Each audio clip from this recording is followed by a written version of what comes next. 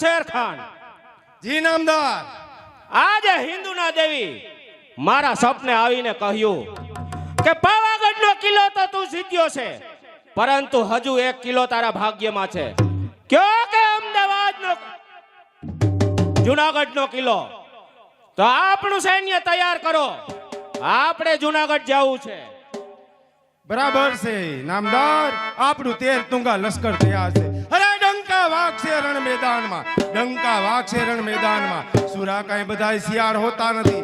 આજે મોકો આવ્યો છે, હાથ જુનાગઢ પર ચડાઈ. તો શેર ખાન આગળ થાવ. ચાલો.